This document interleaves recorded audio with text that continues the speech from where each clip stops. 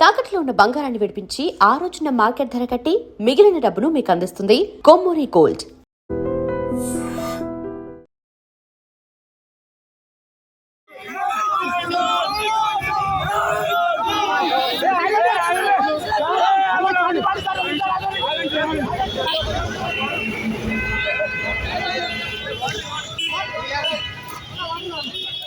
ప్రస్తుతం మన ముందు జూబ్లీ హిల్స్ పోలీస్ స్టేషన్ ముందర కాసేపటి క్రితమే కేటీఆర్ విచారణ నిమిత్తం లోపలికి వెళ్ళిండ్రు. మనకు తెలుసు కేటీఆర్ కి కూడా 6 నోటీసులు జారీ చేసింది. యాక్చువల్లీ ఫోన్ ట్యాపింగ్ కి సంబంధించిన ఇష్యూలో నోటీసులు జారీ చేసినట్టుగా యాక్చువల్లీ పెద్ద ఎత్తున ప్రచారం అయితే జరిగింది. కానీ లోపల మాత్రం సిక్ కి సంబంధించిన అధికారులు బిఆర్ఎస్ పార్టీలు జరిగినటువంటి లావాదేవీలు ఏవైతే ఉన్నాయో, అంటే మాజీ చీఫ్ ఎవరైతే ఉండదో ఇంటెలిజెన్స్ చీఫ్, మాజీ చీఫ్ ప్రభాకర్ రావు ఇచ్చినటువంటి క్లూస్ ఆధారంగా ఆయన విచారణలో చెప్పిన దాంట్లో భాగంగా బిఆర్ఎస్ పార్టీలో పెద్ద ఎత్తున ఈ నిధులు ఏవైతే పార్టీకి నిధులు సమకూర్చారో దానికి సంబంధించి పెద్ద ఎత్తున ఆయన విచారణను చేయబోతున్నట్టుగా కూడా తెలుస్తోంది. మనం చూడొచ్చు పూర్తిగా జూబ్లీ పోలీస్ స్టేషన్ ముందర పోలీసుల పహారానే కనిపిస్తోంది.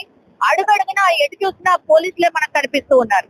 యాక్చువల్లీ బిఆర్ఎస్ పార్టీ ఆర్థిక లావాదేవీలు ఏవైతే ఉన్నాయో దాని మీద స్పెషల్ గా దృష్టి సారించిండ్రు. అందులో భాగంగానే కేటీఆర్ ని విచారణ చేస్తున్నట్టుగా మనకున్నటువంటి సమాచారం. ఎందుకంటే మాజీ ఎస్ఐబి చీఫ్ ఎవరైతే ఉన్నారో ప్రభాకర్ రావు బృందం వ్యాపారులను బెదిరించి వాళ్ళ దగ్గర నుంచి పెద్ద ఎత్తున వసూలు చేసినట్టుగా ఆరోపణలు ఉన్న నేపథ్యంలోనే ఇప్పుడు వ్యాపారి శ్రీధర్ రావు ఫిర్యాదు ప్రకారం అయితే 12 కోట్లు ఆయనను బెదిరించి ఎలక్టోరల్ బాండ్ల రూపంలో బిఆర్ఎస్ పార్టీ సమకూర్చింది. అందులో భాగంగానే ఆయనను ప్రశ్నించబోతున్నట్టుగా మనకున్నటువంటి సమాచారం. అంటే గతంలో పార్టీకి ఫండింగ్ ఎలా జరిగింది, ఎందుకంటే బిఆర్ఎస్ వర్కింగ్ ప్రెసిడెంట్ గా కేటీఆర్ ఉన్నారు కాబట్టి ఈ ఫండ్స్ ఎక్కడి నుంచి వచ్చాయి, ఎవరి ద్వారా వచ్చాయి, అండ్ ఈ వ్యాపారులను బెదిరించినట్టుగా మా దగ్గర సమాచారం ఉంది, మీ ఆన్సర్ ఏంటి అనేది కూడా ఆయన మీద ప్రశ్నల వర్షం కురిపించబోతున్నట్టుగా కూడా చెప్తున్నారు. ఫోన్ ట్యాపింగ్ ద్వారా వ్యాపారులకు కానీ, రాజకీయ నాయకులు కానీ, అట్లాగే సినీ నటులను భారీ ఎత్తున బెదిరించి ఆ తర్వాత వాళ్ళ దగ్గర నుంచి పెద్ద ఎత్తున డబ్బులు వసూలు చేసి బిఆర్ఎస్ పార్టీకి సంబంధించిన ఎలక్ట్రల్ బాండ్ల రూపంలో ఆ పార్టీకి సమకూర్చినట్టు పెద్ద ఎత్తున ఆరోపణలు ఉన్నాయి మీ మీద. సో దీనికి మీ ఆన్సర్ ఏంటి అనేది కూడా పెద్ద ఎత్తున సీట్ అధికారులు ప్రశ్నించబోతున్నట్టుగా మనకున్నటువంటి సమాచారం. సో చూడాలి. ఫోన్ ట్యాపింగ్ విషయంలో అయితే మొన్న హరీష్ రావుని విచారణ చేసిన సందర్భంలో హరీష్ రావుని అడిగింది మునుగోడు ఎలక్షన్స్ అప్పుడు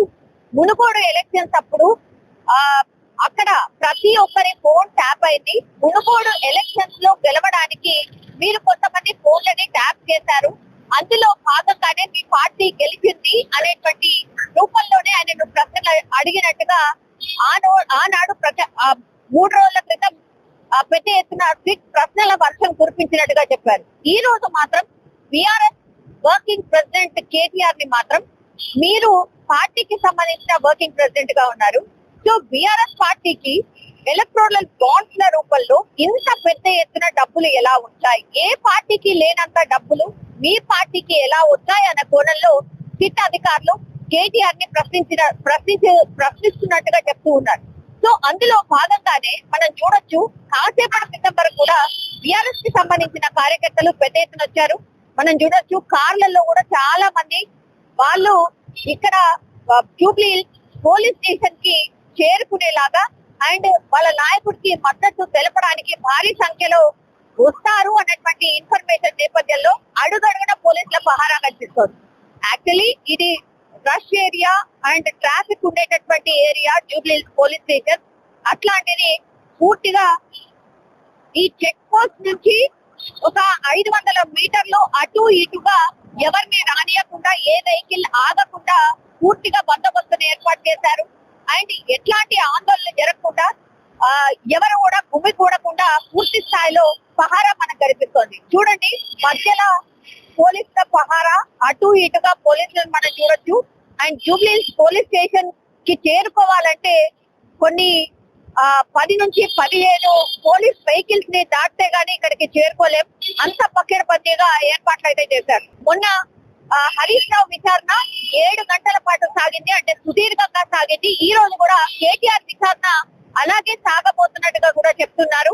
అందులో భాగంగానే సిట్ అధికారులు పూర్తి స్థాయిలో ఎవిడెన్సెస్ ని ఆయన ముంగట పెట్టి ఈ సందర్భంలో మీరు ఎలా వ్యవహరించారు అండ్ రాజకీయ నాయకులు కావచ్చు, సినీ నటులను కావచ్చు, ఇట్లా వ్యాపారులను కావచ్చు, మీరు బెదిరించి మరి డబ్బులు వసూలు చేసినట్టుగా ఆరోపణలు ఉన్నాయి, ఆధారాలు ఉన్నాయని ఆయన ముందర పెట్టి అడగబోతున్నట్టుగా కూడా చెప్తున్నారు. బట్ ఇక్కడ ఎవరిని కూడా కుమ్మిగూడకుండా, ఎవరిని కూడా ఆగనీయకుండా పూర్తిగా పోలీసుల పహారా మధ్యనే జూబ్లీ హిల్స్ పోలీస్ స్టేషన్ కనిపిస్తున్నట్టు మనకైతే స్పష్టంగా అర్థమవుతోంది. నిజంగా ప్రస్తుతం ఉన్నటువంటి సమాజం దేనికి ప్రయారిటీ ఇస్తుంది? ఆర్థిక సంబంధాల చుట్టూ మాత్రమే తిరుగుతోంది. మళ్ళీ ఎన్నికలంగానే చాలా విరక్తి కలుగుతాను. మంచి అనిపిస్తుంది కదా, లేడీస్ కూడా ఛాలెంజింగ్ జాబ్స్ చేసినప్పుడు చాలా బాగుంటది. ట్రాఫిక్ అసిస్టెంట్స్ గా నియమించిన ట్రాన్స్జెండర్స్ అందరితో సాల్యూట్ చేయించుకుంటున్నారు. ఫుడ్ డెలివరీ ఇవ్వటానికి వెళ్ళినటువంటి డెలివరీ బాయ్ అనిల్ పై కళ్ళ ముందు